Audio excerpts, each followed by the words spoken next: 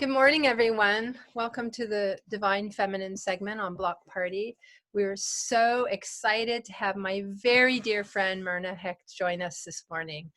Merna is an amazing storyteller, poetess, social justice goddess, educator, and just an amazing soul on this earth who's bringing a lot of incredible healing here, working with children and students, as well as all ages, really, elders. As she's working with people who are displaced from countries that are war-torn and traumatized. And she has this amazing, compassionate ability to create a safe space for youth and others to blossom artistically, using poetry as a vehicle to bring healing. She creates a foundation of trust, building a community of voices that celebrate humanity and nature, delight in the alchemy of food and cooking, explore love and loss, and ultimately a place that brings all of us to healing, joy, and the celebration of life. And with that, Merna Hecht, welcome. Bienvenue, chérie. We're so happy you're here. Well, thank you so much. I'm really honored to be here. I've not been on the block party before, but now I've signed up and I'm happy about that. So lovely to be here. Thank you so much, really. Hi, Jackie. So we know that you wanted to start with a poem this morning of one of, I think it's your favorite women poets. Well, actually, in the spirit of creativity, I changed my mind. So I do want to start, and I'm going to jump in with something, a couple of things. One is I just want to mention, in the deepest way, I want to mention the word beloved before I begin. I want to set that tone with that word, beloved, to be loved, to love, to hold what's beloved. And I also want to mention that word in deep honor of the late John Lewis, who gave us his beloved community. And if anything reflects the beautiful feminine side of life, because the feminine is always on the side of life, I think his work, nonviolent resistance, and that beloved community is just a very important way for me to begin, because poetry in my heart and mind and all of us is an act of joining and weaving ourselves into what we hold as sacred and as beloved. And not long ago, about 4 days ago, a young teacher on Vashon Island, where I live, wrote to me in 2 other poems and said, I'm doing a master class and I need a definition of poetry. Would you 3 please tell me what poetry is? And poetry is quite inexplicable, but I thought I would start out and jump in a very vulnerable way and read what I wrote about what poetry is, just to open up that feeling of the way that language holds us, the way that language can humanize us, its deepest purpose, to enchant, to hold what's best in us, what's human in us. So I wrote a little piece about what poetry is, and of course poetry is completely not definable, but I will read what I wrote just to open the spirit of poetry. Poetry, ancient, undefinable entity, language that humanizes us, spellcasting, rhythm and drumbeat, the heart's music, speaks the unspeakable, a house of words for sorrow and solace, a place of ghost where the dead are spoken for and remembered, a gesture of prayer uttered in sisterhood and brotherhood or in secret, a place where the wind knows your name, an offertory of grace, slow time, off the clock, sacred circle time, a record of woundedness. The world can hurt us, and the world is hurting. A story of healing, lullaby, and the click of the loom, weaving what is torn back together. Lexicon of beauty, smallest splices of scent, one blossom, a ripe peach. Words pinned to the page like butterfly wings, images caught and held, thrashes of outrage calling out our inhumanity, a place of deep humanity where the self meets the self and lets go, learns forgiveness. Voice of home, voice of exile, mourning and praise song. A little bit of what poetry is. Thank you. Wow, Merna, that is so beautiful. Thank you. So tell us a little bit about the work that you've been doing with the youth. Of course, I forgot to mention that Merna and I are working together with children and young people. And could you, so I don't want to talk too much about, that right now, but if you could open up by telling us about your work that you're doing here with the youth and the expression of these voices that are touching exactly what you just read us. Yeah. Opening up. All right, well, thank you. So, yes, for the last 9 years, it's been my honor and learning experience to work with all refugee and immigrant teenagers. And they have taught me so much. So I always tell people I haven't traveled that much of the world, but blessedly the world has come to me through this work. So I've been, I founded and have been the poet for a project with a long name, and the name is Stories of Arrival, Refugee and Immigrant Youth Voices Poetry Project. So as everybody here knows, we learn each other when we tell our own stories. And if ever there's a group right now that's being written about that has language targeted on it that dehumanizes it, one of those groups, of course, are refugees and immigrants, especially right now in our current climate. And as a storyteller, and I know I'm talking to people who hold this in their hearts as well, as a storyteller, I've always felt and known and honored that we know each other best when we hear our own stories told from our own heart. So that language of the heart that tells each other who we are, that transcends all of these counter narratives that target, that disenfranchise. It's a way for me to, as Melissa said when we started, to open up that circle of sacred space, safe space, and remind these beautiful, courageous young people who are all children of violent conflicts, climate disruption, wars, not of their own making. This is the world that was given to these kids. So they come to this country, ironically, for safety, and they're not feeling that very safe right now. And my work has been to really midwife and create a space for their deepest, most honest expressions. And my mission is what I call the widest possible community visibility, getting those stories out into the community that young people from refugee and immigrant communities tell themselves, so that people understand this resilience, this courage, these gifts they bring to us, rather than laying these counter narratives on them. So it's that heart out into the community so that the community learns, as I have learned from these courageous, resilient young people. That's what I do, and I do it through art and poetry. That's so beautiful, Myrna. And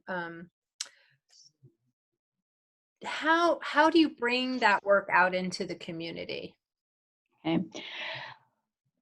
Well, from the beginning, so I started this work 9 years ago, I think, and every year I believe that this project has grown more widely, has brought itself more to the community. So one way is to form community partnerships. So some quick examples of that are in the area where we live, Melissa and I and James, and I don't know who else is from here. There's a project called Project Feast, and I just came in at the end of your other program. I am such a gardener and food person. I can't even begin to tell you. So, Project Feast is this beautiful project where refugee women who treasure and value and understand that the taste of home is what they can bring with them, all those memories of food and breaking bread together, and the way that food always defines family and culture and land and everything we are. Project Feast gives women a quote professional food license, and therefore they can cater with the food of their own family, community, village, culture, open up small restaurants, a fabulous project. So we've partnered with them. So my idea for this Stories of Arrival project is to keep finding projects in the community that encompass and ennoble, again, into the community, these gifts that refugees and immigrants can bring, so that we're not working alone, that we're always working in community. So we published a book a number of years ago called Our Table of Memories, Food, Spirit, and Poetry of Homeland. And I had the young people interview the refugee chefs, and all the recipes are in this book along with poetry. I won't go on and on about it, but I think there are so many connections between sustainability, food, and poetry. If you want to say, ask more, I'll probably say more. So forming community partnerships, we also have worked with the Namaste Garden, which is the International Rescue Committee garden, where elder gardeners who very tight-knit community, not English speakers, home mother tongue speakers, garden and then sell what they grow in a huge garden at the refugee farmers market. And the high school where this project takes place is right close to that garden. So we've worked with these elder gardeners. The kids have gone into the garden and worked. So the more partnerships that I form, then the more wider community visibility happens. So it's all about voice and visibility for me, bringing the heart's language and these really brilliantly courageous stories of loss and struggle and strength and courage into the community. Yeah, I'll pass that over to Jackie. Hi, Merna. Good morning. Thank you Good again morning, for being Jackie. here. So glad you're here. Thank you. I would really invite you to express a little bit more about what you just said about the heart language, because especially these children that are in trauma, these children that are displaced, can you help us understand how and why poetry is such a healing modality for these children? Why is it that not only artistic expression, but the poetry and the writing, why is it so healing for these children? Okay. Thank you for that question. That's a beautiful question. Thank you. All right. I'm going to try to braid this together with a couple strands. Strand one of the beautiful woven braid of these young people. One of the first things I tell them is that poetry is the language of the heart. And don't you all get that right now? Like, oh, my heart can speak, right? So poetry as the language of the heart, I believe, gives all of us solace. that we're not told we have to think a lot. I mean, thinking's good, but that we're not told we have to succeed academically. We're not told we have to learn English. We're told this is your time to go to your heart.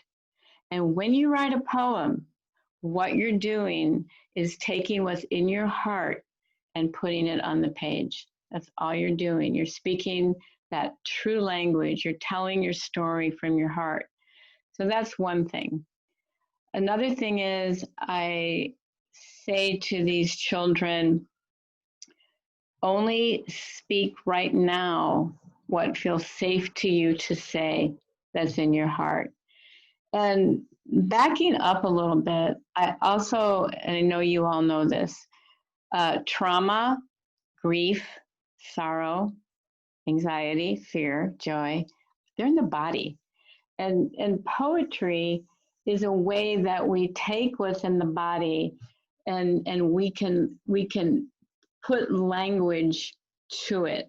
So that's one thing that makes poetry a different way to deepen and further our humanity. Those things that seem most unspeakable, poetry is that container that allows them to be spoken. Does that make sense, everybody? Okay, so good. So I think that's one way. So before I begin this put your heart on the page, I do a lot of embodied exercises. Melissa, I think you've seen some of that, right? So I have the kids, I have them stand up in a circle and we just move, we just like move around and then we freeze and then we breathe. And so I'm not telling them too much, like poetry is breath, poetry is inspiration. We live by breathing. We're inspired, that's inspiration. So I'm not saying that to them, but we are doing some super fun breathing exercises before we even sit down and write. And we do a lot of shaking out and then freezing, then relaxing. So what I'm doing by that that's healing is that in trauma is in the body. Trauma is where the body holds it, right? So if we take that embodied sorrow, that embodied comfort, that embodied scent of food that we remember from home, that embodied image of the grandmother we'll never see again, one wisp of her white hair, one scent of her, kneeling to earth and digging something from the garden, that eventually comes out in the language of the heart. And then what becomes healing is that container of poetry is a place for both. It's a place for, this is my dream. This is what I hope for myself. But it's also the place of, this is my sorrow. I lost my father. I have a poem that was written by a young refugee woman some years ago from Burma. I don't have it in front of me right now, but I remember that she writes about riding on the back of her father's bicycle and seeing a soldier, come out from kind of the jungle, and her father's shot. Her father is killed on the bicycle right in front of her while she's holding onto her father in the back. That is profound sorrow. That's in her body. When she writes that, she offers her sorrow to the community. And then her heart's less alone. So it's that way of taking that sorrow that feels so impossibly lonely and bringing it out into that more sacred circle of healing. What happens in the group of these children I work with is that moment when each young person learns they're not alone. Like, you lost your father, I lost my uncle, my auntie died in a war, right? So I hope that answers it, just by way of me telling some stories. So I always start in a circle, And that certainly goes to our beautiful divine feminine and the circle and cycles of life. So I move the desk. Melissa has seen that, except when Melissa comes in the classroom, the desks are gone and everybody's on the floor doing art. But I always work in a circle, and I don't over speak to the kids. I don't say, you know, the circle is sacred, but it is. And that's what happens in a circle, because then we're all equal. And yeah, I hope that answers somewhat. Yeah, and I just wanted to add to that, Myrna. That's so beautiful. Jackie, thank you for that question. I just love voices together, you know, it's just so powerful. And Myrna, this work you're doing is so incredible. And actually, I think we all need that work, you know, because we're all traumatized and we're being called forth now to heal together and to knit together one circle, one family of life. One thing I wanted to mention, just on the tails of what you're describing, is that from my experience working in the hospitals with patients who are in trauma wards or psych wards, as well as the students that I've worked with, your students, Merna, is that the visual arts also, like poetry, offer this cathartic experience of releasing trauma in a way that's safe, but that also does bring healing. It's like putting balm on a wound rather than reopening a wound. So thank you for that. Yeah, thank you. Thank you.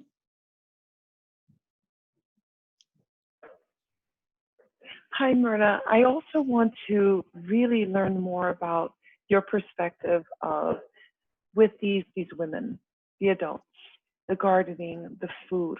Why is that so important for us to provide an opportunity for them to work in the ground, to work in the dirt, to work in the nutrients, the food? Why is that so important to create that environment for these refugees that are in trauma?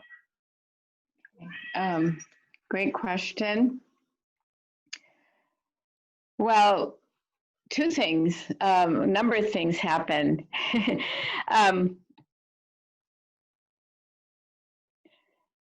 When these young people arrive and these elders arrive from these places that in some ways they've lost their land because of climate disruption.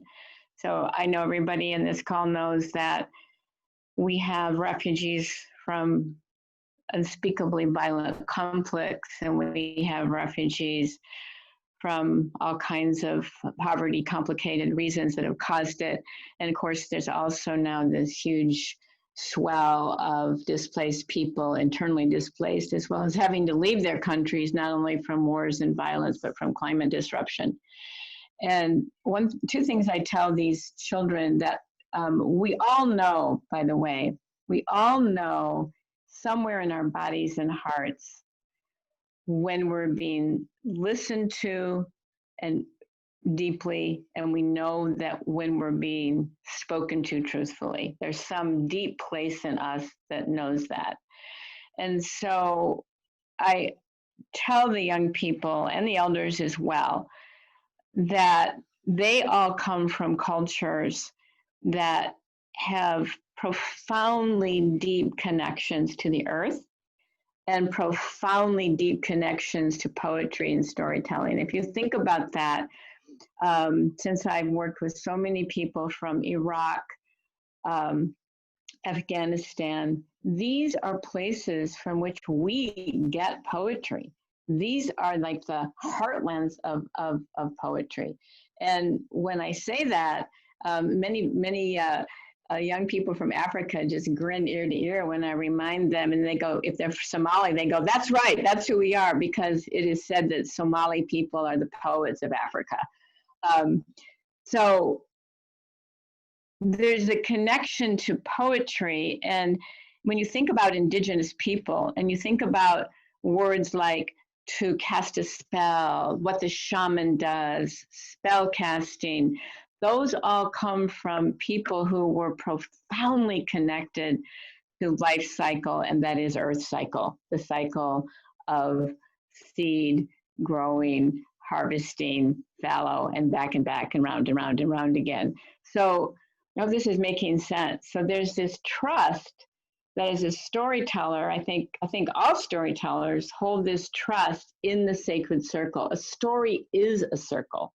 A story is that process of, birth and life and death and rebirth and ongoingness. And of course, that's the cycle of agriculture, of growing, of seed planting, of harvesting.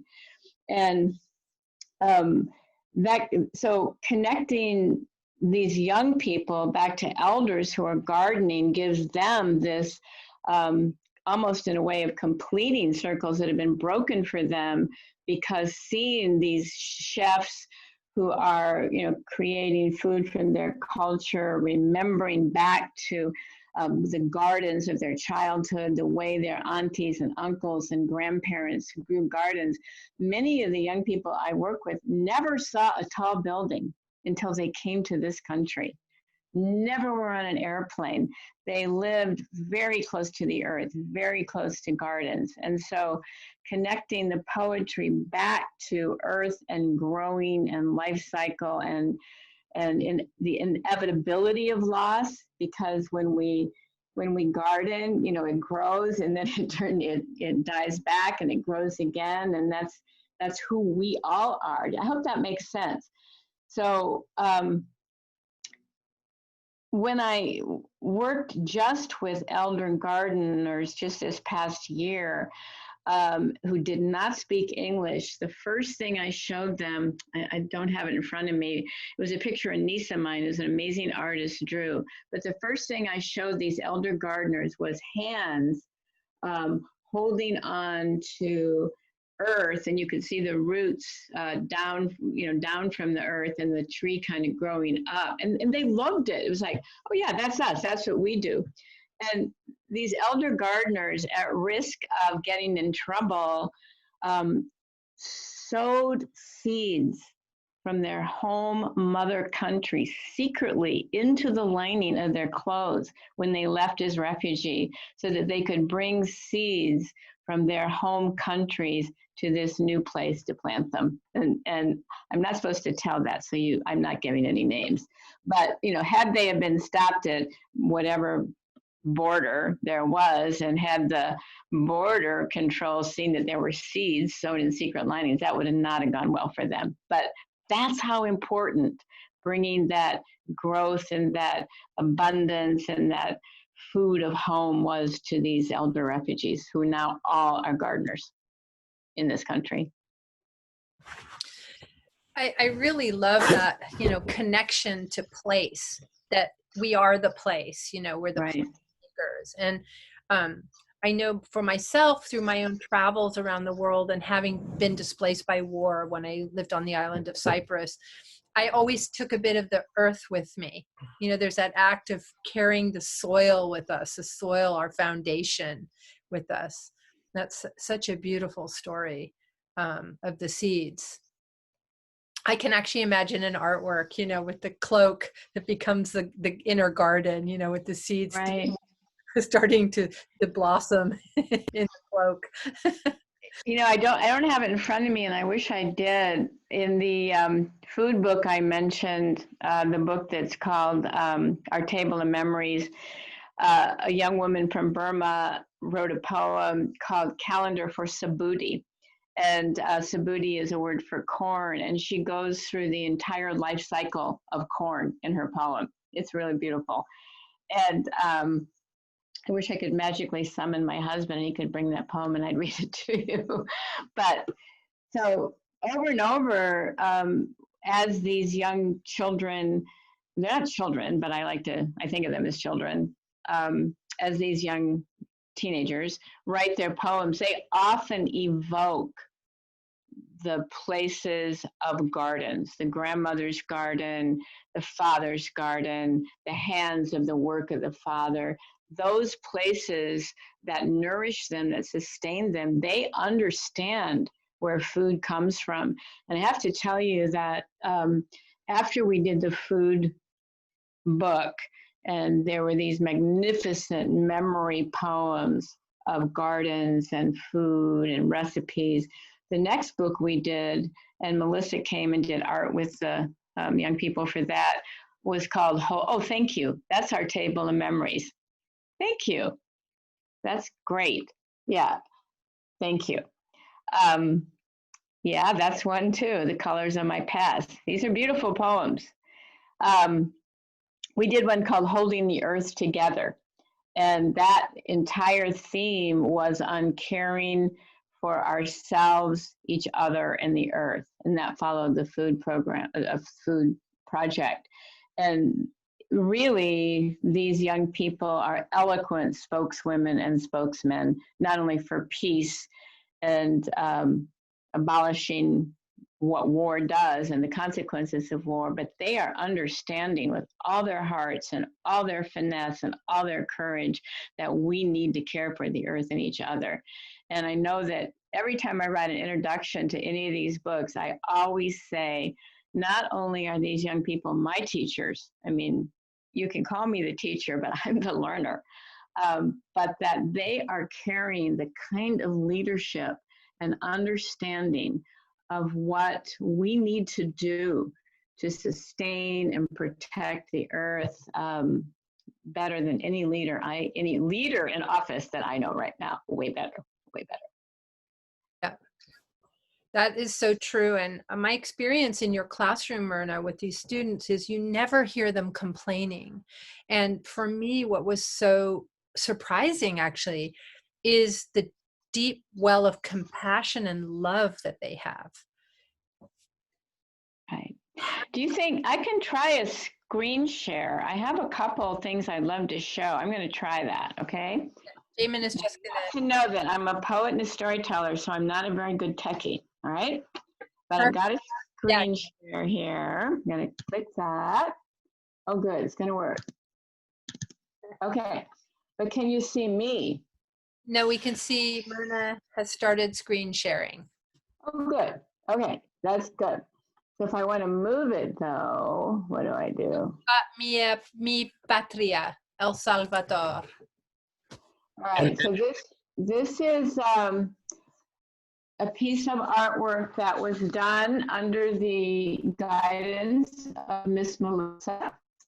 And this is Alejandra, and she's from El Salvador. And I know that all of you know that El Salvador had a terrible civil war brought to us by part of the United States of America. And this is a beautiful example of what we're talking about with the art and poetry and healing. And she says here right away, when I started and I wrote about poetry as this place of memory, right? She starts out, I carried memories of that cold morning at 5 a.m., saying goodbye to my grandmother that didn't know it was forever. It was my last time in Villa Mariona in El Salvador. I was looking through the window at the streets of my colonia, waiting to arrive at the airport. Thank God I came with my family. And here's that spirit of hope that all these young people have, hoping to have a good future and a successful life. But I was crying the sorrow. I didn't say anything before leaving. And in that simple honesty, I miss my country. I will miss my kind neighborhood and playing soccer in the rain. I miss my culture full of holidays like Semana Santa, spending time with all my family. And again, poetry is image, it's scent, it's our senses, it's how we taste and experience life. I miss the smell and taste. Smell of the pupusas that make me hungry, and the sweet taste of chocolate caliente, the food that I love. And then this hope, this sense of violence that's causing this young woman and so many like her to have to leave this country that she loves. I hope my anger of gangs and government will not kill my faith to go back. I hope my tears become my laughter. I want my eyes to show what my heart cannot. Come back, don't leave. I will see you soon. And this is kind of untranslatable, but country of my heart, wait for me. Beautiful poem. It's a good example of what we're doing here. Now, can I get to the next picture here, though? I have an arrow to do that. Yeah, if you just if you hit the down arrow, if it's part of a presentation, otherwise, just maybe go back and click on the. There you go. Okay, good. So that's Alejandra. Everybody can still hear me. I won't read what she wrote, but that's a poem we heard. And I'd like to read this poem. Now I've lost all of you, but can you hear me? Oh, we can hear you, and we can also see you, Merna, in the thumbnail. I can't see you, but I certainly wish I could. So this is Elaf. Elaf is from Iraq, and this is another example of what we're talking about. So there were two kinds of visual broadsides done this year, and I did this to expand the community visibility before knowing that there would be a pandemic. And so the idea of this project, and having Alyssa work so beautifully with us, was to take these visual poems and put them everywhere in the community: banks, community centers, mosques, churches, synagogues, hallways, fences. And I still want to do that. I just, a very strange time we're in. Let me go back and read you Elaf's poem. It has this same feeling in it, this place of memory. We tell our stories by what we remember. I remember the fresh smell of bread my mom made in the kitchen. I remember the soft touch of my mother's hands. I remember the smell of flowers in my garden. I remember leaving my country, Iraq, and my father's sadness, the beautiful memories he made, now left behind. Now I think of the world with climate change, people with wealth not helping, money and guns more important than people's lives. Yet I still remember the gold color of the sunrise in Iraq, the fresh smell of the wind, and the suffering of childhood. And Elaf wrote that poem, and she's 15 years old. So I think these are speaking better than I can speak for what I'm doing here. She's a gifted artist. She drew her country on her eye, and she writes, I drew this self-portrait because I wanted to show how I felt thinking about my country, Iraq. I feel pain seeing my country destroyed by the wars. I wanted to show how sad I feel that there is no freedom or no help from anyone. So that's, these are strong examples of what it is I'm doing. And there's everybody back. Hello. Let's see, how do I get you back? Do I do this? I'll help you, Merna. Okay. Okay, now you're back. Very good.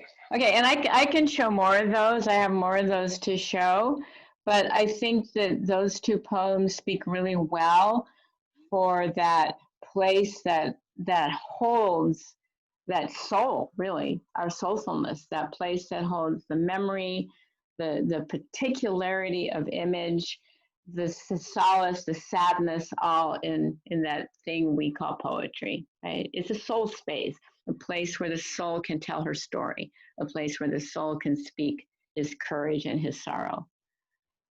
One thing I've noticed, Merna, and is that the male voice, the divine male voice, is as strong as a divine female or feminine voice, which we don't often experience in the West. You know, there's this polarization of, or this decompassionizing, it's not really a word, but I'll just use it, of the male in this country, where we have this image that men cannot be vulnerable, cannot touch the earth, cannot speak from their hearts.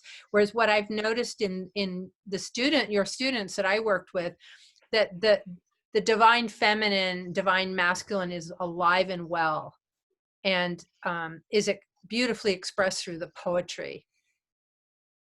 Yeah, I love that, and I will. I'll go to a couple of those poems, and I've thought about that a lot. And I think it goes back to the very things we're talking about. I think it goes back to an unsevered connection to the earth. Most all of the young men in the project have lived lives until they came here very close to the earth, to the gardens of their fathers, uncles, mothers, grandmothers, etc. And it's ineffable. I don't know how to define it, but these young men from other countries who are the children of war have brought with them a sense of remarkable wisdom and dignity and vulnerability that they're not afraid to show it. And I'd love to just go back to the screen share and give you an example of two young men from this project that really speaks to what Melissa just said. Is that good? I'm going to do that. Yep, go for it. Okay. No, here we go. That is not how I want it. There we go. And you can see me, right? But I can't see it. Yeah, we can see you, but just as a thumbnail on the side. Mainly, we see what you're screen sharing. Okay. So I can go back to these two poems in a minute. But this, I want to speak a little bit about Finan. Really good example. Finan is from Eritrea. And he is, not only does he embody what Melissa mentioned, which is that divine masculine, he's also a truth teller. I experience I think poetry is a place of truth telling, but I also felt that Finan carried a very special gift of articulating the sorrow, the consequences, the pain of war, and yet hope. So here's his poem, and then I want to read you his self-portrait. He says, I am from. Hey, Merna, Yeah. would you be good enough to double click on the Finan poem that you want to read from so we can all see it? Oh, I thought you could see it. Yeah, Really? We just see all the thumbnails. Oh, how's that? No, still can't see it. I double clicked. Here's what I think you need to do. You need to Okay. escape out of whatever is full screen right now. Just escape, make it all small. And then I'm going to take you off of screen sharing so we can give it a fresh start. A fresh start, I think, is what's needed here. Okay. So once you've escaped and everything's small, then go back. I escaped. Now do screen share and only select the image that you want to then expand. Okay. Whatever you did the first time worked great. Wait, is that screen share? Okay. Now what do you want me to do? Just select. Okay. Maybe we should have rehearsrsed. Wait, hold on. No, we're fine. We're fine. This is a safe space. This is a safe space, and this is how we roll. Yes, This way everyone learns. There you go. Double click that, and we'll be good. I did. Can you see that? No, we got all the thumbnails again. No, yeah, we got. Huh. Really? Yeah, if you can go back to when you first screen shared, just escape. Okay. Let me get out of these. Yep. And I'm taking you off. Okay, there's, all right. Okay, now go ahead and screen share newly and just try to repeat exactly what you did the first time. Okay, screen share. Okay, I go to July 24th screen share here. Can you see that? No, you and you want me just to click on the image? Mm-hmm. Yes. Okay, now this is the image I want, right? Double click on that. Yes, please.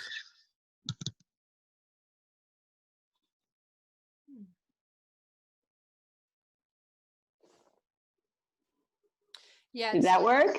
Still the thumbnails, but you know what? We can see it, but maybe you'll have to read it because we can't see the writing. Yeah. Oh, okay. It's just. I'll read it. Yeah. This is Finan, and I will show his self-portrait, and we'll see how that goes. All right. Finan wrote, I'll read it slowly. He's 17 from Eritrea. I am from a land of fearlessness and beauty, A land surrounded by the Red Sea, a land which is always in the eye of the invader, a land where mothers cry silently, a land that is administered by men who are wolves determined to devour sheep, a land where her saviors die without reason. I am from the blue sky, the quiet sea of Eritrea, the generous farms of her land, the first sunrise of the world. No matter how far traveled from my land, her generous farms, her flowery smile, her calming rain, her kindness, her hardworking people, and her bright sky are planted in my memory. So that's Fanon, and I'd like to read his self-portrait. And you can't see it, right? Now, all we see is the thumbnails, unfortunately. But I think maybe what you need to do, Merna, now that I think about it, Yeah. let's if you want to give it one more go, I'll take you out of screen share. First, open the image before you screen share, right? Open up the image on your computer, and then when you go to screen share, select that image, and then hopefully we'll be good at that point. Okay. So you're taking me out, or I'm taking me out? I've taken you off of screen share, so now you're back to normal. So go back to screen share, and then you know how like you can select whatever, you have multiple options on what's on your computer. Select that the image you want to share, and hopefully that'll help us. Okay. Wait, I'm not out of it though. Hold on.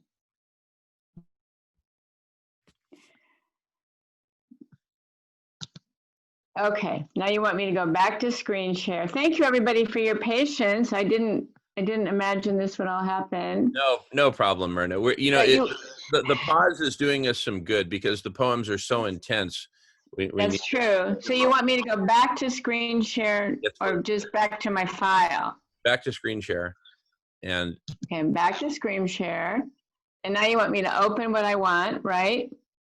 Yeah, BJ seems to disagree. Go ahead and speak up, BJ, if you've got better advice. I was thinking if she opened that file first, before she does the screen share. There you go. Yeah, open the file first. Make the file big first before you screen share. Then come back to Zoom, hit screen share, and select the big image, the big file that's already up. And now we're back to thumbnail. There's the file, right? No, but you have sweetie, what first? You have to get out of screen share. I'll take you out of screen will share. Do that. Yeah. Just before you screen share on your computer, open that file up, the one you want us to see. You know, my very computer. Yes. Yeah, open it on your computer and then hit screen. But then I have to go out of Zoom, right? That's no problem. Go out of Zoom, open up the image, make it big. What? Go out of Zoom? I'll lose you all. No, you won't lose us. I promise. I'm holding you right here, Merna. You won't. But how do I go out without losing you? I don't understand. Here, let me tell you how. Click on one of the other icons at the bottom of your computer screen, like to change applications. Go into the images. You won't see us for a couple of minutes, but we can. But I don't click leave, right? No. Don't leave. Just click on another. How about stop video? Can I do that? No, don't stop. You don't want to do that. I think we shouldn't. I think I should just read it and then we should just continue on. That's fine. Okay.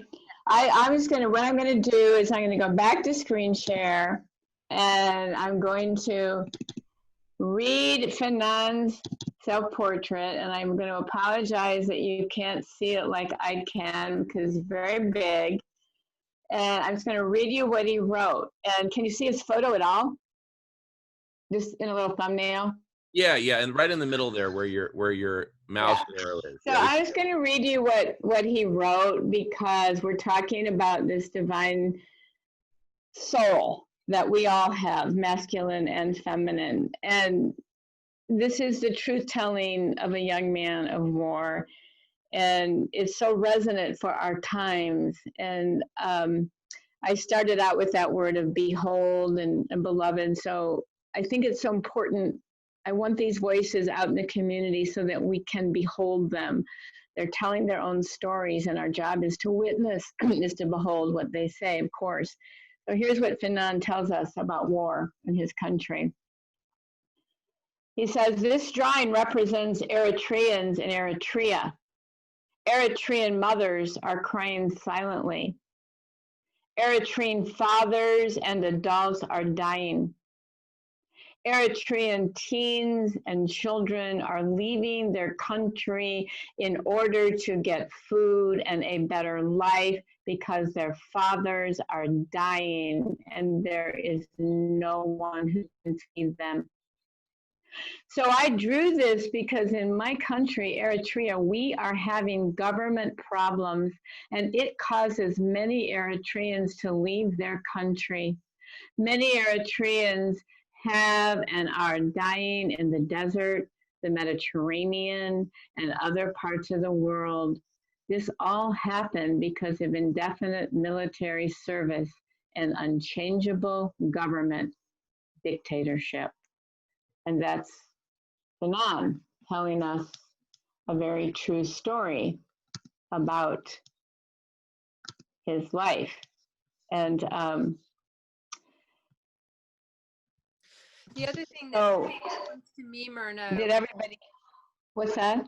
What's coming to me as well, listening to these poems, you know, by this young man, is that he's describing the true nature of the warrior, which is the divine masculine. It's not the other. And somehow we bought into this idea that the male role is war and destruction, but actually it's protection of Mother Earth and protection of the divine feminine. And seated within these youth is that knowledge and that understanding.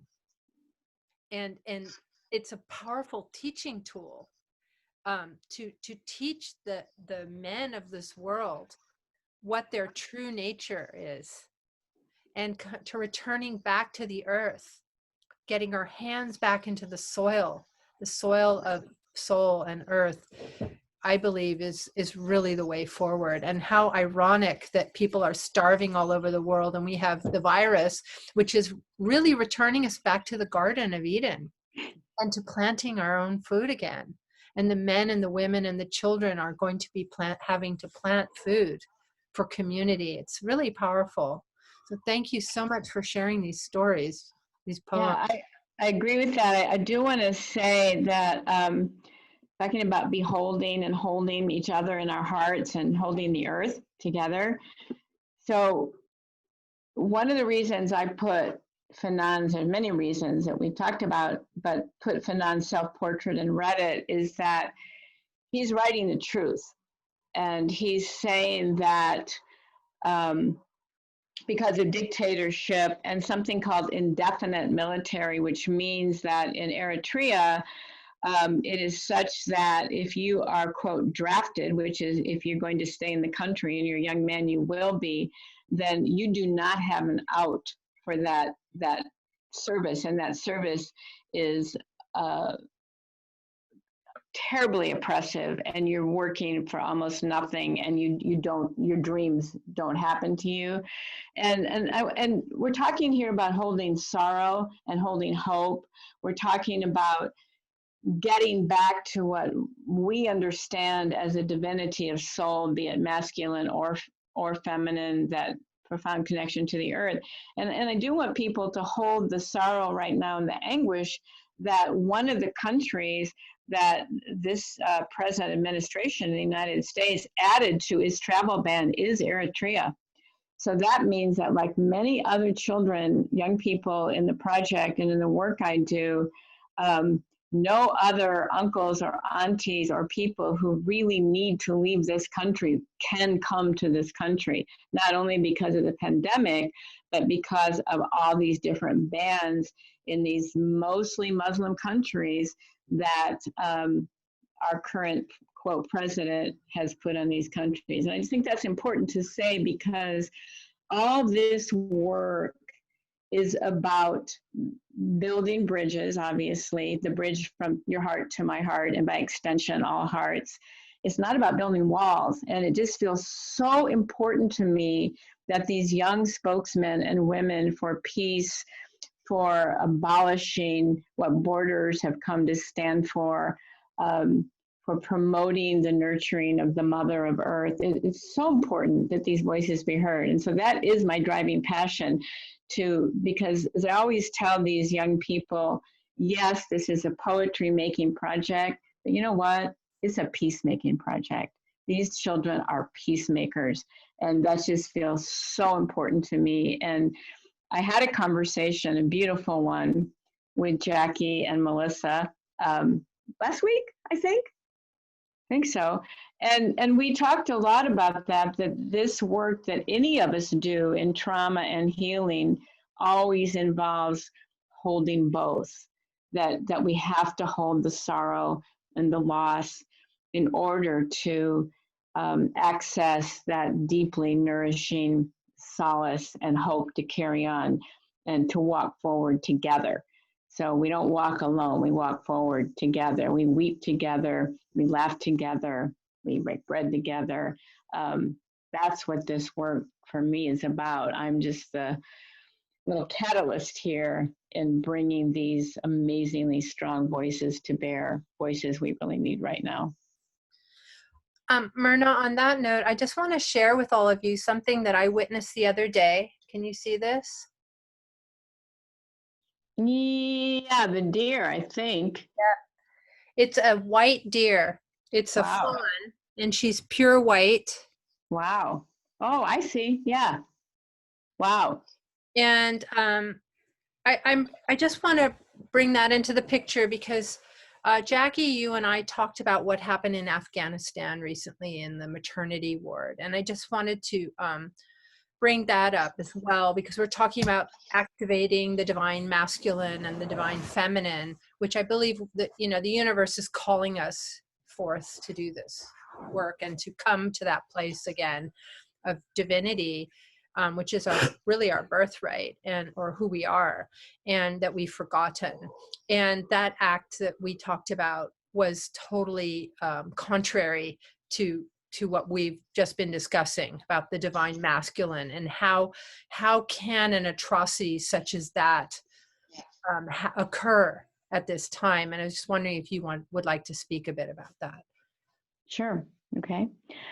Yeah, what Melissa's talking about is when Jackie and Melissa and I spoke together, I told a true story from the project. So there's a young woman in the project, a beautiful young woman named, I can just say her first name, Mariam, from Afghanistan.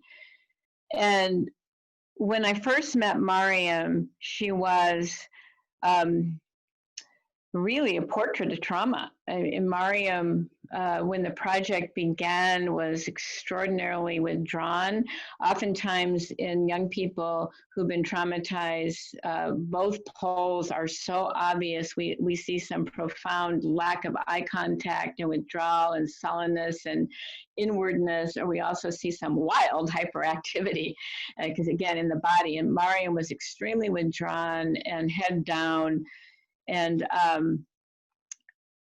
I do believe that Afghani women, again, experiencing so much oppression, do come from an extraordinary mother line of poets. One of the most important poets ever was centuries ago in Afghani women. So little by little, Mariam discovered herself as a poet, and all of her poems were images of the war that she saw in Kabul and in other places of her country. She's from Kabul. And she wrote lines like, "Red should be for girls holding balloons, not for blood on children's dresses." That's a direct line from Mariam. So whatever beauty she would write, she would always write about the hunger, the war, the blood of children, parents holding their dead child in their hands. Her poems were extraordinary. And the more she wrote them, the more she came alive and smiled. And she wrote, at the end of the project, she wrote, "I love poetry because poetry let me speak from my heart." So when the school ended, sadly, on March 12th instead of June 16th because of the pandemic, Mariam kept writing to me, and we would go back and forth, and she would write a poem, and I would do my, poet thing and send it back to her, and she would craft her poem. And then during Ramadan, I read in the paper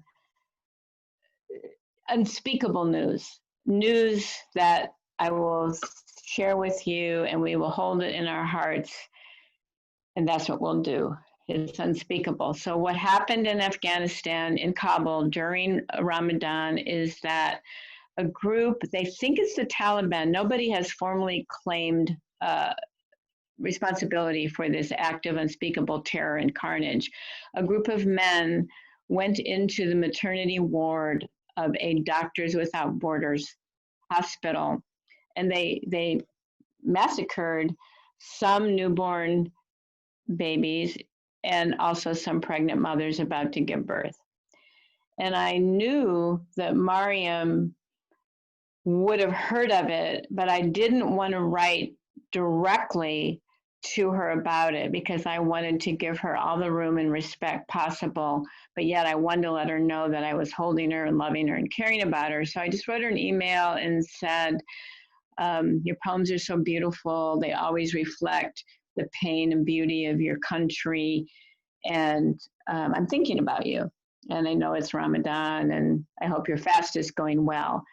And she responded and wrote a poem herself about what happened in the country.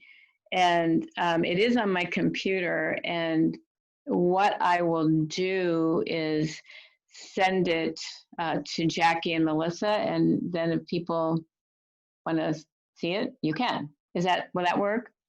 Okay. So the poem is a poem. She talks about what happened, and she speaks for the strength of women, and she weeps for the unspeakable. And then she ends the poem by grieving not only the death of some of the mothers and these infants, but all the dreams that will never, ever happen for any woman or child in her country until the war stops. It is the bravest act of poetry anybody, young or old, could do, to take something so profoundly unspeakable and wrong and violent, the very worst thing, and then this young woman holding all that sorrow and yet creating, getting it out there, putting, again, that language of the deepest unspeakable sorrow into some kind of form that allows her to release it, to put it out to the world, to say, look at this, grieve with me, share my sorrow. Let's not let this happen again. So powerful. I would be honored to share some of these poems after this call. I can send them, and then James can give me a tutorial in Zoom next time. Jackie, did you have some more questions you want to share? Yeah. I do have a question.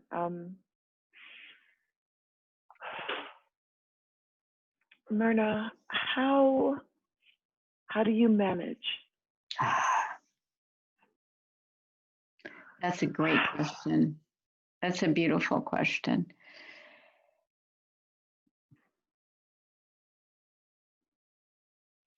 Well, part of the way I manage is by what I just did. I love silence. I love the sanctity of pausing. So thank you so much, Jackie, for that question. So part of the way I manage is quiet.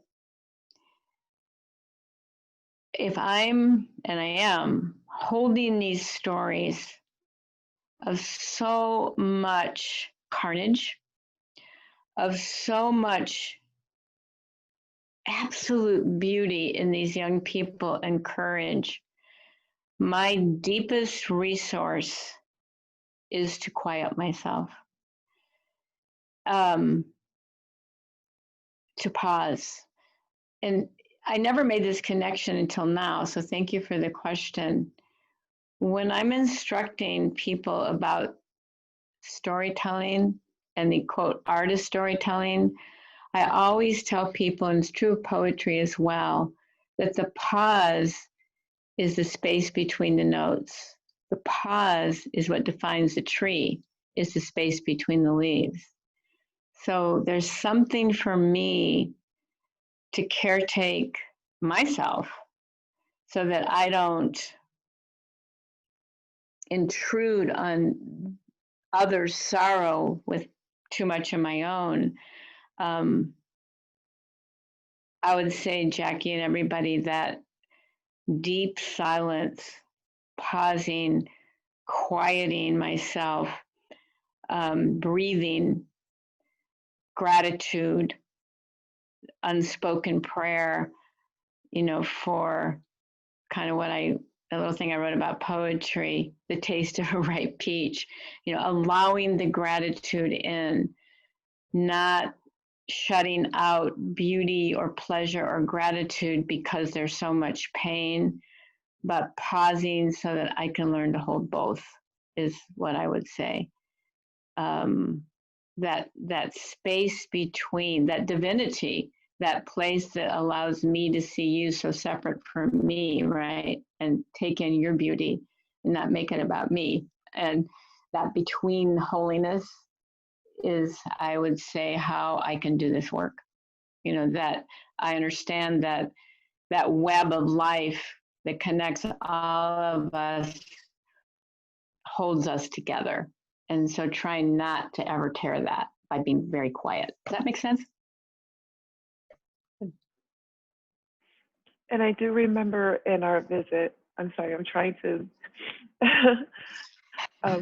you spoke so much about how healing it is for you, how therapeutic it is for you to work in your own garden. Oh, yes.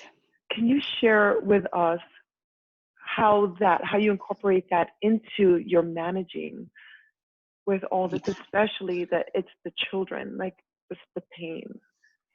Yes, and I might even read a poem, if that's okay, that I wrote about that. So, Melissa, you talked about the divine masculine aspect. So just to back up a little bit about gardening, thank you. These questions are wonderful. I mean, thank you so much. I had a gift, and that gift was an amazing grandfather. Amazing. And my grandfather was a gardener, an amazing gardener. Oh my goodness. And he had such joy, and he played the mandolin, and he played the banjo, and he was funny, and he sang songs, and he told stories. And I'm a storyteller and a gardener, right? And so it's deep in me, that reverence for the earth and growing food. And I haven't eaten meat since I was, I'm not going to disclose my age, but I haven't eaten meat since I was 22. And and so this solace of growing beautiful, nurturing food is so deep in me. But I what I'd like to do is just read a poem. Is that all right? Because I think it sort of tells. I'm just going to read it. And it's a poem I wrote in honor of my grandfather, but it's also a garden poem that I think reflects something that I can talk about. And this poem is by me, and it's called Farmer's Market at the Autumn Equinox. And here's how it goes. Farmer's Market at the Autumn Equinox. Even here with yellow-leafed wind, and baskets heaped with saucers of squash, bunched arugula, red and gold peppers. We know the news of the day.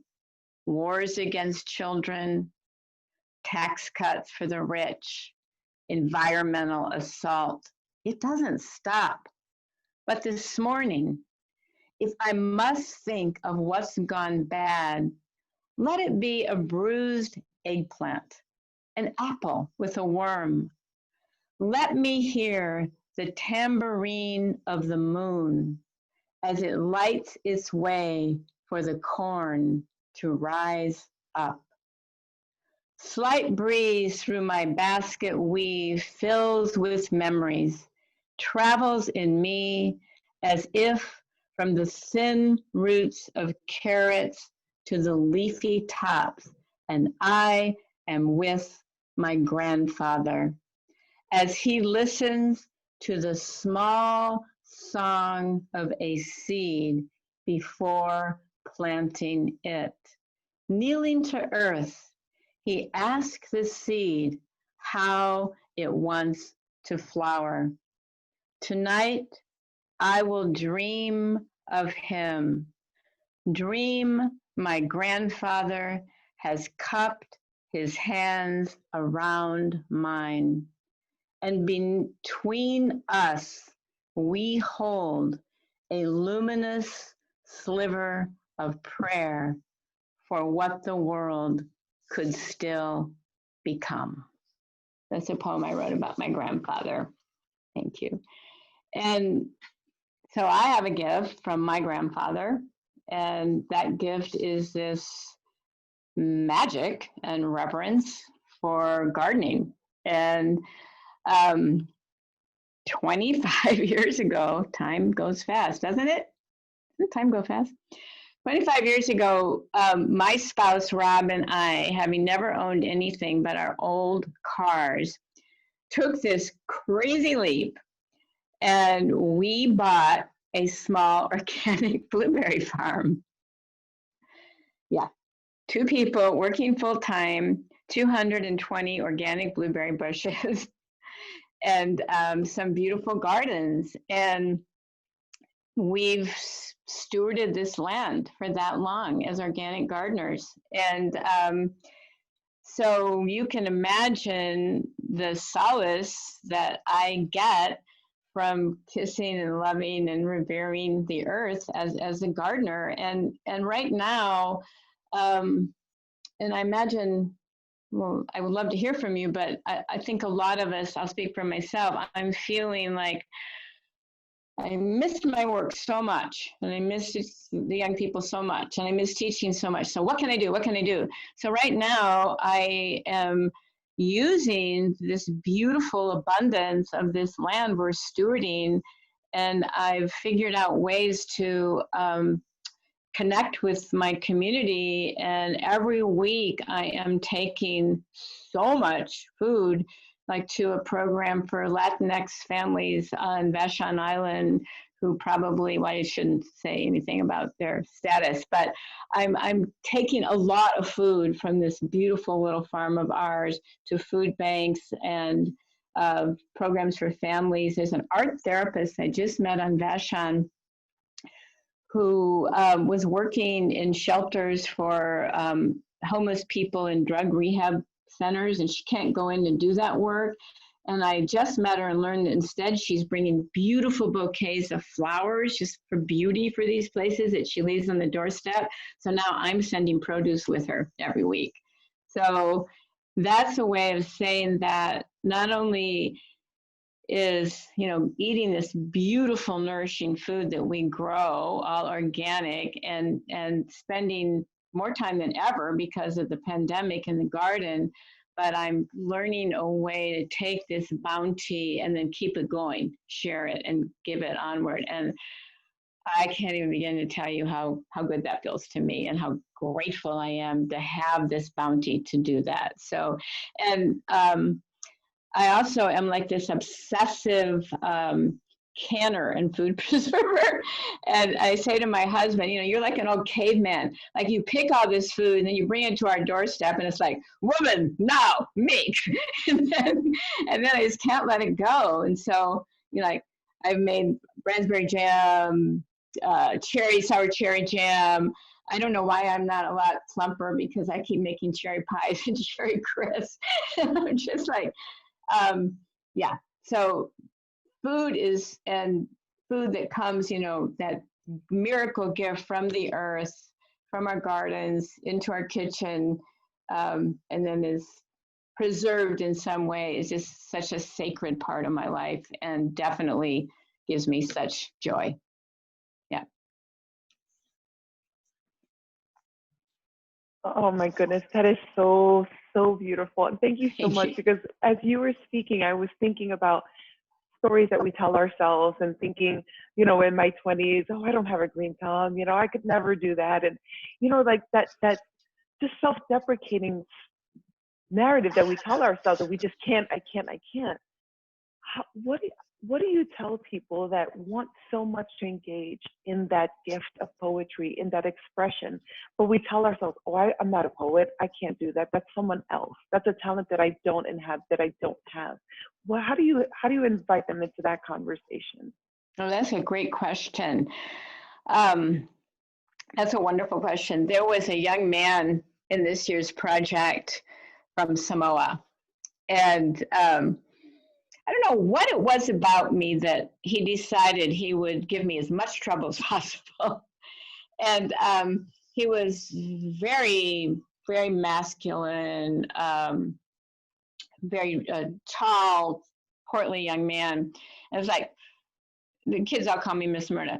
Like, I would come into the room and he would put his head down and like, not like sad, but like, not going to do this. I'm not a poet. I can't do this, blah, blah, blah, right? I love your question, Jackie. And I think one way I do it with young people is, but I would do it with anybody who has a practice or loves anything. So one way I do it with young people is I ask people how many people love soccer. Well, the whole world loves soccer. And especially in countries that most of these young people come from and their families, they're really soccer countries. It's a big deal, right? And so I usually say to people, do you just go out and you just play basketball or play soccer or whatever it is? No, you don't. You practice, right? You get stronger, you go to practice, you listen to your coach, you try to be the best you can, you work with your team. And then I usually just kind of slip in, well, that's sort of just what we're doing. We're just like warming up here, right? So it's not about achieving the best poem. It's not about whether or not you're a poet. It's about trusting that you have something important to say. And if you feel you don't have something important to say, then just practice a little bit. Practice for 1 minute. Let's just do 1 minute of writing about one memory from childhood. And, in time, this young man, was kind of like, oh, I guess I kind of am a poet, right? But that that sense that we all carry, I have it too. I mean, that we all do, that sense of I can't or not for me. I mean, I think that's a really good question. And I don't think that I have the answer. I think that it's a matter of crossing a border within yourself, and we all have these inner border guards, right? And I think if we just gently can help each other open up those fences, there's always a gate to open. We just can't find it, right? So I think it's a slow process of supporting each other and learning to self-talk ourselves of, what, I could just open that gate inside of my heart, that little locked place, just a little. I might not even have the key, but maybe I could squeeze through a little. I hope that makes sense. It's a great question. And I think it's a question that I don't have a great answer for, because it's so deeply human for all of us to think about those things we can't do. And to be vulnerable right now, yes, I am doing this food thing, but I'm really questioning, like, what does it mean just to witness right now? What is my action? How can I do something that's serving this moment that Melissa talked about? I know we're all feeling this moment of possibility, of breaking through, of smashing through this injustice to more justice. What can I do besides just witness it? So I'm feeling a lot of that too, Jackie. That sense of no can do, in a way. I'm really struggling with that, wanting to feel my deeper purpose here, besides a devotion to paying attention, a letting myself feel some outrage at the injustices, some belief in that moment you talked about, Melissa, that we can break through this, that this is our time. And John Lewis, you know, who I wanted to invoke this morning, you know, talked about the difference between that long patience we all need with ourselves to get there, and then that other side we also need of like, right now, let's do it, right? And I think we're all up against those inner barriers and the need to break through them. I hope that helps. So that's our deep humanity, right? Like, struggle. If I may, I just want to add to that, Merna. There also, having worked with you and your students, there's something about which holding space together, and also playfulness. Like, I love how your students like tested me, you know, some of the boys, you know, they like really test you to see what your metal is, you know, what you're really made of. Are you truthful? Are you Right. sincere? And then when you hold space with them and you dive together into a deep pool of your humanity, wherever that takes you. I think I was describing to some women yesterday my experience with your students of just having read their poetry and then holding the space in conversation individually with each one about, honestly, their pain and their suffering, you know, which I don't know because I haven't been through that experience, but being honest and vulnerable and saying to them, I am so sorry for what you have experienced and what you have seen. I don't know that trauma, but I can hold that space with you. And that somehow was a key in the door, which opened the door for us to access together this deeper well that allowed them to tap into their creativity and share their stories. And I found that a really profound experience in your classroom. Oh, one of the ways we started was with storytelling, and this is kind of a beautiful story. So, you know, what is trust, right? I mean, I don't have the definition, but I think that's what we're talking about. We're talking about, you know, a sacred trust, right? And we're talking about building sacred trust with each other. And I think that definitely goes back to our divinity, you know, that spark in us, however we define it, that is light over dark, that is cohesively holding us together, that web of life, right? And when I started the project this year, I started with storytelling, and I had, well, actually, I'm going to back up. One of the ways that I built trust is a game that probably a lot of you know, where you line up in two lines, and so there's space between you. I put two pieces of tape on the floor, and you're facing a partner, right? And so you're looking somebody in the eye. And I start out with really funny, neutral questions. It's a trust building exercise. So everybody who has brown eyes, take 2 steps, you know, forward. So you're coming towards somebody. Does that make sense? Everybody visualizing this? Well, everybody except the English language teacher in the classroom has brown eyes. I don't know if you can see my eyes, they're brown.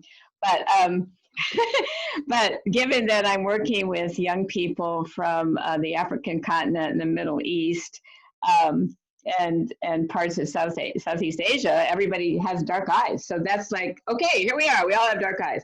And you know, if you identify as a young woman, step forward. If you identify, you know, so things that are common. And then I would take it deeper.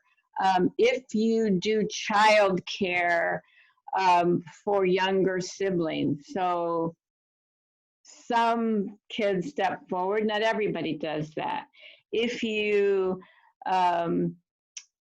have then I do kind of funny ones. If you like soccer, step forward. Ha ha ha, everybody laughs and everybody steps forward, right?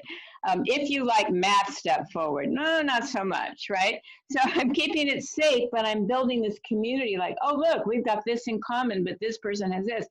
But by the end of the game, I'm taking it much deeper.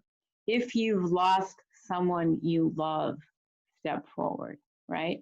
But by then the trust has been built, the play has been there, the humor's been there, and it's quite remarkable how many out of 38 children have lost somebody they love. These are the children of war, of migration, of forced migration. So right there, that's establishing some of that trust you're talking about, Melissa, and it's in the body, it's up out of the desk. And then I had people identify a story they felt safe telling, and I made that very, very clear. This is a time for you to feel safe in telling the story, and tell a story. This is actually a great story. Tell a story of your childhood to a partner that you don't know well, because this is when the project began. And then they go off in partners and they tell each other a story from their childhood. And then, because we need to embody each other's stories, we build trust when that's that, again, that sacred between space. So if I hear your story, Jackie or Melissa or anybody in the call, and I tell what you told back to you, that tells you that I listened, I've held your story, I've heard it, now I'm giving it back. So I have the young people do that, and then the next part of that is then they tell the story they've just heard. So you're not telling your own story yet, so that takes some of the vulnerability away. And a beautiful thing that happened in this year's project, absolutely beautiful, and that's that sacred teachable moment. And that's what we are missing on Zoom, among other things, is that beautiful presence of each other. So a young man from Somalia said, Miss Merna, if we're going to tell stories, why are we in our desk? We need to be on the floor in a circle. That's what we do in my country. So then we're all out of the desk. This is the second day of the project this year. We're sitting on the floor, and this beautiful young man from Somalia, Mohammed, takes his jacket off, puts his jacket in the middle of the circle in the classroom on the floor, and says, in my country, we'd have a fire before we told stories. So he gives us not only the sacred circle, he gives us the sacred fire, right? And so it doesn't get better than that. And that built so much trust. And then he told a story that I will tell you, that his partner, who ended up being Mariam, and that was powerful because she's the young woman from Afghanistan who's been through so much.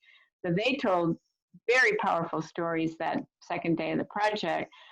Muhammad's story that Mariam told was the story we all don't want to hear, that we know is so. And that is that when he was 4 years old, he's in Somalia, he's playing, sitting, on some ground with other very young children, and they don't know it, but they're playing with a landmine.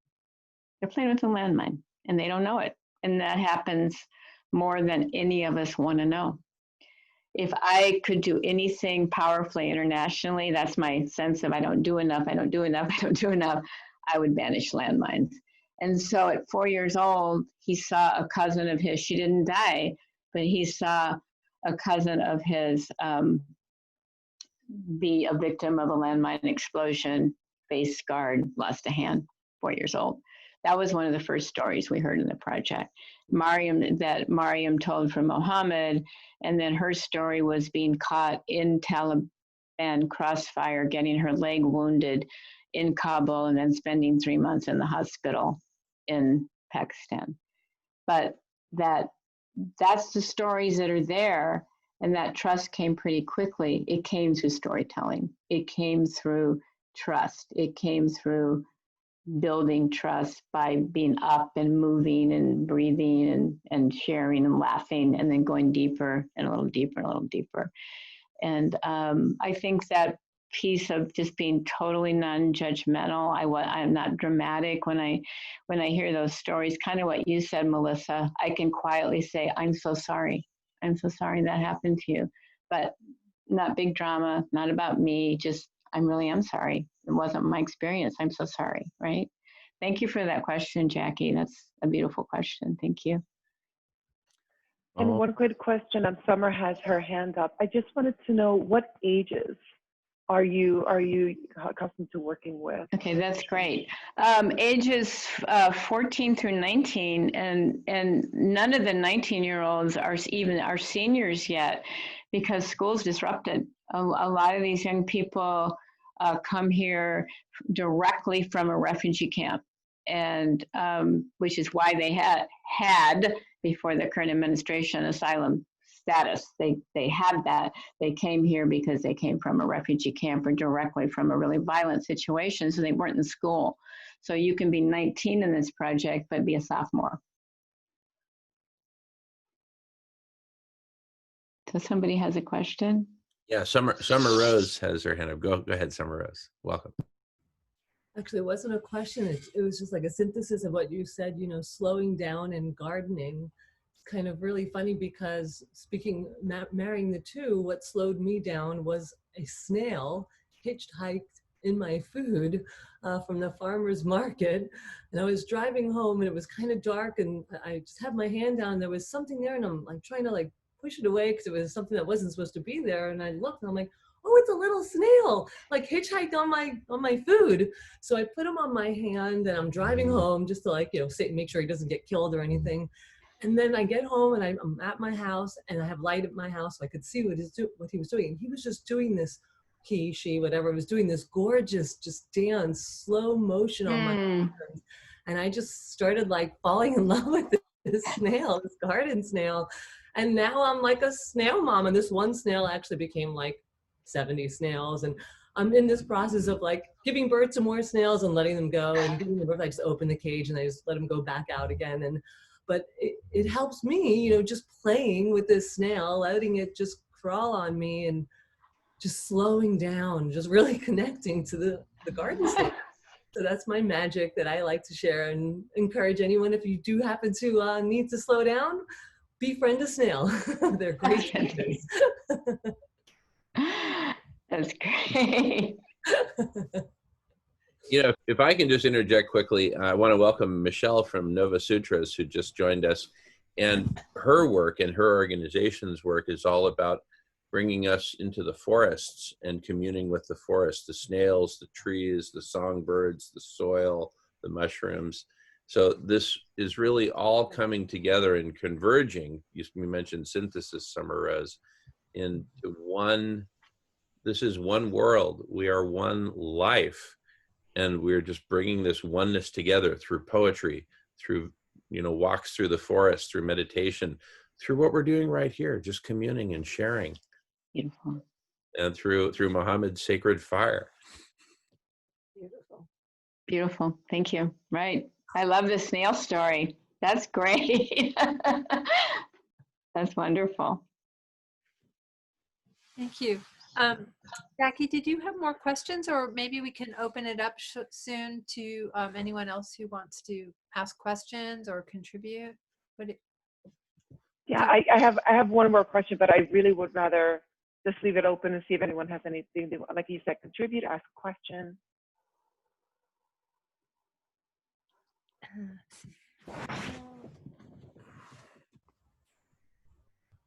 I invited Michelle here because she's an amazing woman, known her for quite a while. And I don't know, Michelle, would you want to share a little bit about your amazing feminine teachings and earth walks if we have some time and everyone's okay with that? Yeah. If Michelle has time. I can try. I'm outside right now where it's kind of loud because I'm near the highway. So, hello everyone. Yeah, so Nova Sutras is an organization that combines, as Jamin was talking about, you know, encouraging people to reconnect with nature through things like what's called Shinrin-yoku, forest immersion or forest bathing, actually spending time very slowly, like the snails, really walking in the world, but really witnessing it, recognizing and connecting with all the other beings. That's one of the practices we encourage actually, one thing that's helped, you know, some people would say it makes me a crazy person, but other people would recognize that it's helped sort of keep me sane, is actually befriending individual trees and visiting them regularly, understanding what's going on in their day, really slowing down, really, you know, taking the time to try to understand what is their experience of the world and what is this dance between the plant kingdom and the animal kingdom, and recognize there's no G in that, because, you know, kings are not what this is about. This is about kin. This is about relationship and this incredible reciprocity that makes animal life possible only because plants can photosynthesize and can create food and create oxygen. And so many plants depending on animal partners for pollination, for seed dispersal, these incredible reciprocal relationships that you just find everywhere in nature. So that's one of the threads of what we do. And then, yeah, as Jamin said, we also support having online conversations right now, meditation practices and guided meditations, and really earth wisdom education in a lot of ways. So that's a piece of it. And just this question about the divine feminine as an aspect of that. And I can point you to one of the things that just connected with me as I think about this is in humans and other mammals, the energy metabolizers in our cells, the things that actually release energy, are these little organelles within cells called mitochondria, and they have their own DNA. They're their own beings living inside our cells, and they are only passed through the maternal line. Men and women both get them from their mothers, who got them from their mothers, who got them from their mothers. So this is this incredible feminine energy connection that is just inherited from generation to generation. And that's something that we really need to tune into and recognize, is that the energy for our lives comes through that female line. So that's what I'll share with you today.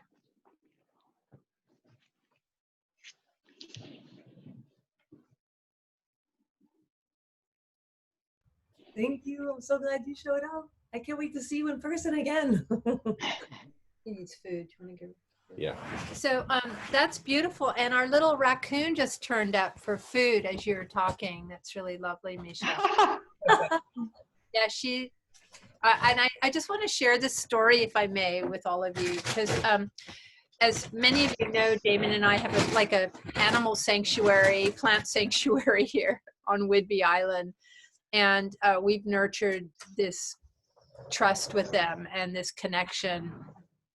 And this year is our second generation, actually our third generation of crows. We started out with 2 crows that we fed. They had babies. They brought their babies here. We fed them. They understood it was safe. And at the end of the summer, the whole entire colony turned up, but they weren't adults. They were all the babies from all the crow colony with several caretakers, adult crows. And so it formed a new colony. And this year, the new colony had fewer babies. So they had maybe 5 babies or fewer, 3 maybe. And they brought the babies to our garden. So we have the colony of last year's babies, plus the adults, the few adults who caretake, and these new babies. But yesterday or the day before, all the new babies from the crows of the other crow families turned up in the garden. So we now have last year's babies from all the crows, the caretakers, their new babies, and all the colonies babies in our garden. And so all of a sudden we had 14 or more baby crows from this year's births in training in our garden. And the parents, there was one, we call him the big kahuna. He's sitting in the tree just making sure everybody's chill and happy and protected. And the tree down in the gully is full of all the adults just watching. And the babies are all together, and they're like 14 of them, learning all the commands and practicing them. So they're like clucking at us, give us food. And this went on all day. I kid you not. It was very extraordinary. And so they would cluck, and we were like exhausted parents. You know, we'd have to go out and give them food, and then they would do whatever they do, you know, because they're in training. And then an hour goes by and they'd start clucking again, and we have to go out and put food. So I'm just mentioning this beautiful story that we've experienced. It's not a story, it's a real story, experience of interspecies connection, interspecies relating or relationship. And that if we do slow down and do relate and partake in each other's lives, that we really can build this interspecies family, which is so beautiful and so fun. You know, and the animals also have stories to share with us, right? So I just want to pass it back now to Jackie for your final question to Merna. And if Merna has more to share, that'd be wonderful. Thank you so much, all of you.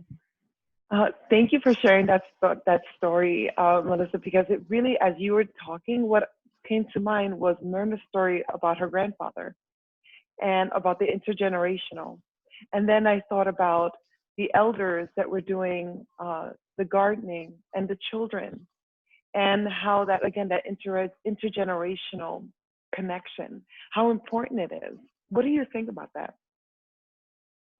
Well, well, first I want to thank you so much.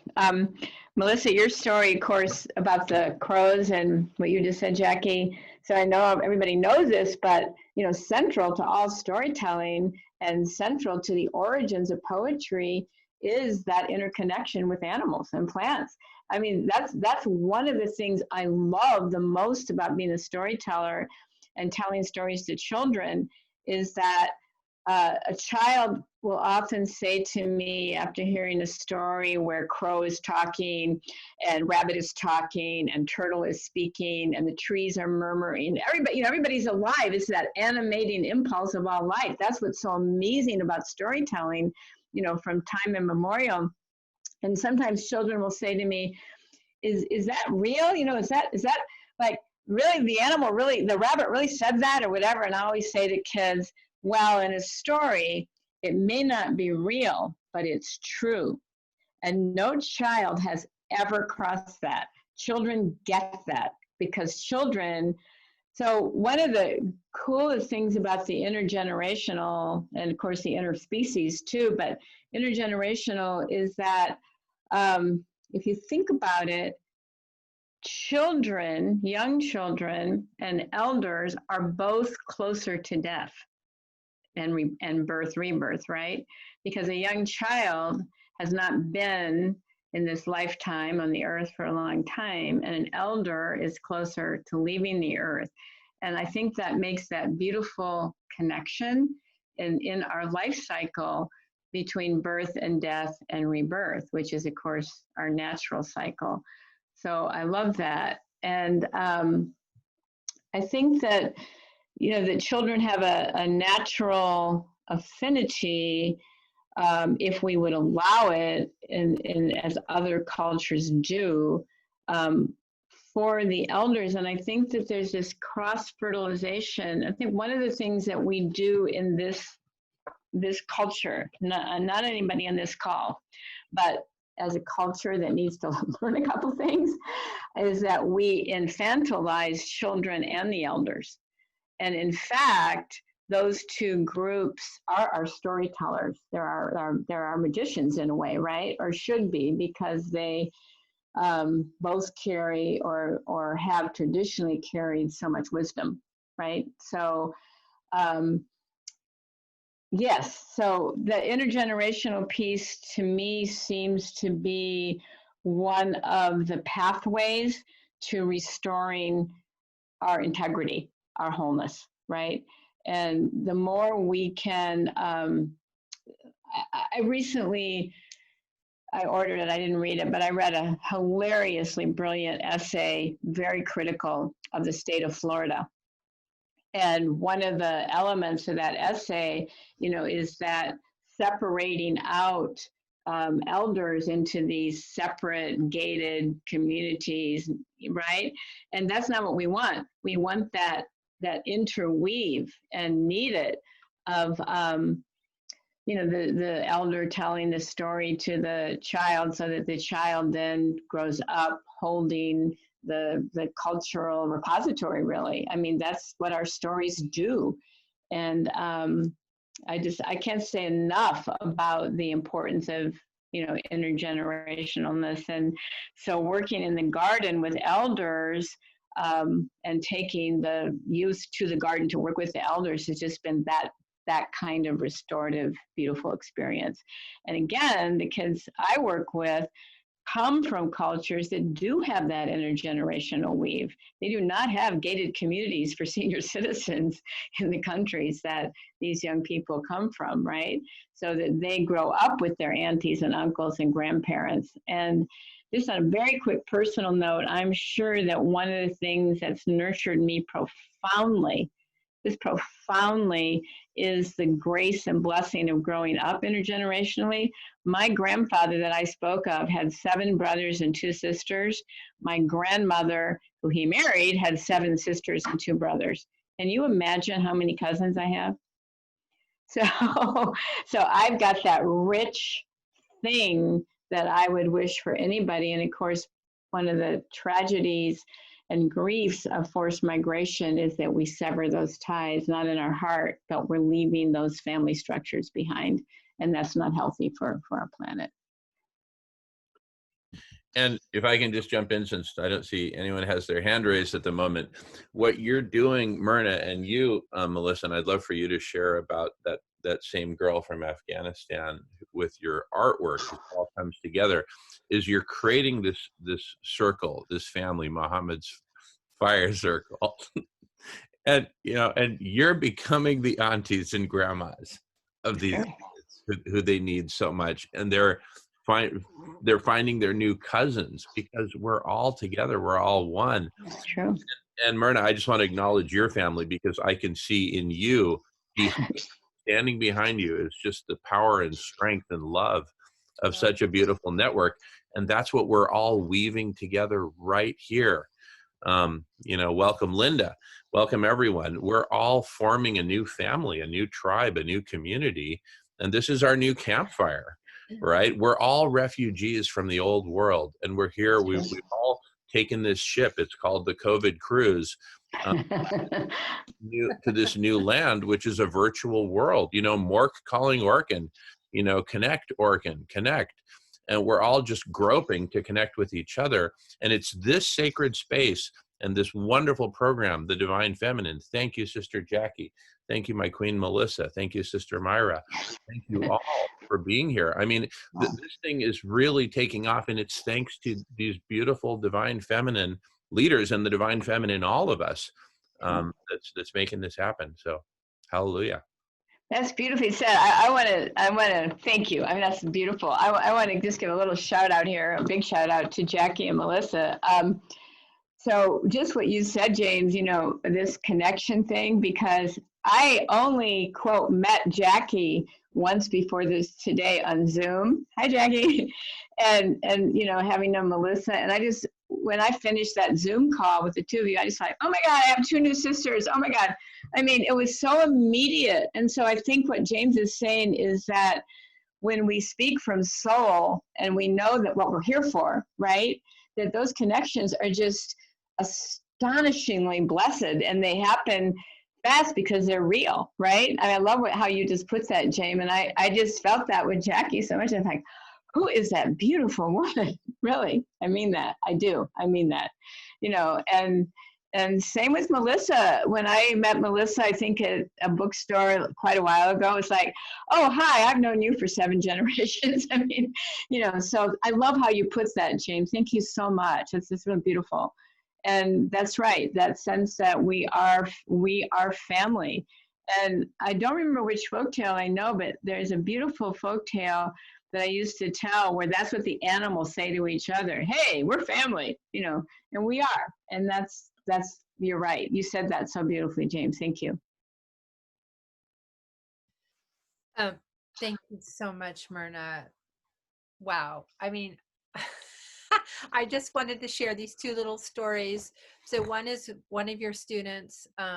Actually, I think it's your student from Iraq who, at the end of every class, I had the youth, create a circle and go around and just say one word, how they were feeling. She, I believe, had family members killed in the war in Iraq. And every day when it got to her, she would say, I'm still sad. That was Mariam from Afghanistan. Yeah, the young woman I spoke of. Yes. The final day, after we really dug deep into her poem and started bringing out this visual imagery for her, the final day, and she's the student I sat with, sorry, before I get to that, and just held her poetry and in a really deep way, and acknowledged her pain so that she could feel loved, because I believe that we're going to bring healing we all want to be loved, right? So it's by really holding each other deeply and loving each other and the animals and the plants and the air and the water and the soil and Mother Earth that we're going to bring healing. And the final day when we went around the circle, she said, today I am happy. And I just want to tell a last animal story as well, if I may, because this is a similar experience, but with an animal.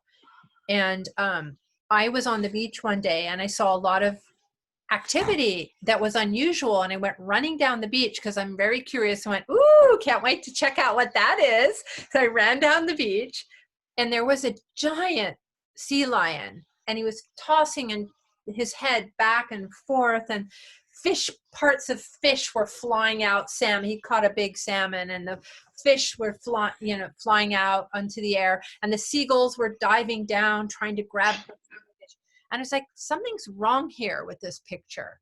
What's going on? And when he saw me, he looked up and the fish was on a fisherman's line. And the fisherman's line had got hooked in his cheek here. And he had what's called a flasher card hanging down. And the flasher card is what attracts a salmon. And I was so distraught. I said, I've got to try and get this out of this fellow's face. And so, and I had just bought this brand new pair of tennis shoes. And I'm standing on the beach going, I know I have to wade into the water to help this guy. But I was like, oh, darn, but I've got my new shoes on.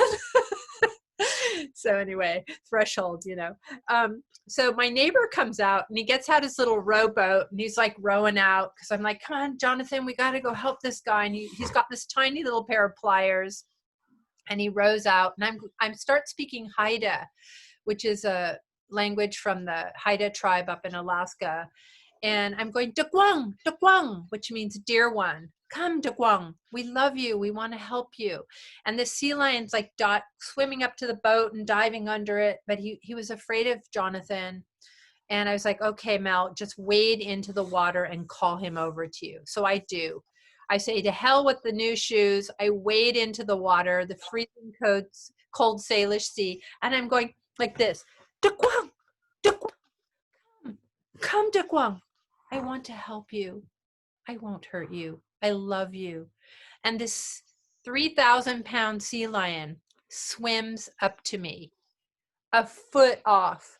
He rises up and he looks into my face, and I swear I saw the Creator staring back at me. And Jonathan is like in shock in his rowboat. He's just like, and so the sea lion's a little nervous. He goes back into the water. He swims out, and I continue going, Dukwang, Dukwang, come, I want to help you. he rolls on his side, comes a foot off me, shows me his cheek that has the barb in it, and he starts talking to me. Arr, arr, arr, arr, arr. And as he's talking to me, he's going down into the water, so it starts, his words are coming up through bubbles now. It's like, bloop, bloop. It's really quite comical, but also very tragic at the same time.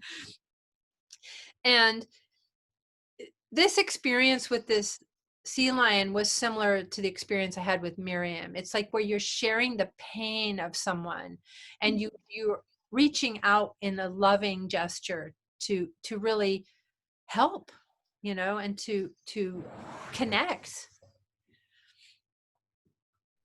That is so powerful, and we can all do this, and we are all going to do this. Right. Thank you. So, Melissa, even though, and James and everybody, even though I'm not very adept at screen sharing, as we've all discovered, I'd love to end with Miriam's poem and the drawing she made with Melissa. I have it on my screen share. That'd be awesome. Yeah, can I do that? Yeah, yeah. You know, one last thing you might want to try. You know, when you do click screen share and you have different options of what Yeah. to, if you choose your desktop, that might be the best way, because if you choose that, then Okay, screen share, desktop. I don't know. I don't see the desktop. Oh, here. I see what you're saying. Hold on. Okay, desktop. and then Thank you for bearing with me. You're very kind. yeah, thank you. And then from there, you can go to whatever you want to double click on, and hopefully it'll then open it up. Yeah, except that I can't, your pictures are in my way. Oh, I see. Well, hold on. Oh, yeah, that would be good. Okay, thank you for your patience. Now we're going to do this. Now we're going to do this. Do you have it?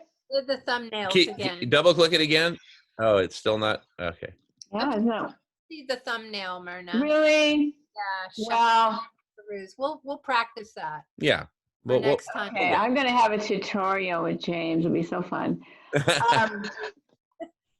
Okay, so I want to go back though, so that it's a little smaller for me, so because I want to show you. So I'm sorry you just get that, but I will read it to you and I will show you her picture. All right? Yeah, Thank yeah. you. This is the woman we've been talking about. This is Mariam from Afghanistan, and she writes, "How can I forget? How can I forget the people whose last breaths were taken in their blood? How can I forget the parents who brought their children home with blood? Red should be for spring flowers, not dried blood on children's dresses. How can I forget the beautiful ruins of my land, the ruined streets of Kabul? How can I forget that the Taliban did not let us feel calm for the last 40 years? How can I forget my best friends, Farshta, Muzada, Madina, Hila, that I may not see again, the friends that I think I lost forever in my hurting country, Afghanistan. And I know you can't see the drawing in a big way, but these are the beautiful drawings that Mariam made with Melissa. And this is a picture that I hope you can see of this beautiful young woman from Afghanistan, where she writes in her last little part of her self-portrait here, "I hope for my country where there is war and killing people every day, that they stop fighting with the government and that the killing stops." So that's Mariam from Afghanistan. And let's see, how do I get back to Zoom? There you go.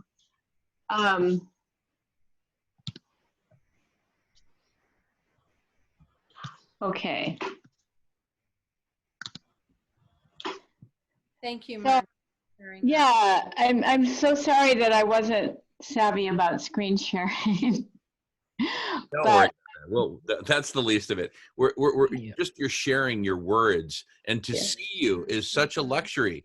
So it's glass 99% full, not 1% empty. That's for sure. Thank you so much. So just to end just with a blessing for what you're doing. This is my first time on the block party. And thank you all so much, really an honor. And now that I have the link, I'd love to come back and listen in and learn and be with all of you. And thank you for walking into the beautiful world where animals speak and trees speak and flowers speak and the air breathes and the wind tells us secrets of poetry and story. Thank you so much, really. Oh, Merna, thank you so much for being here with us. This has been so profound and beautiful to hear your voice. And I do want to mention to everyone that Merna and I just won a grant together. You did. Through For Culture, which was one of the art granting bodies in Seattle, to work with refugee children and adults.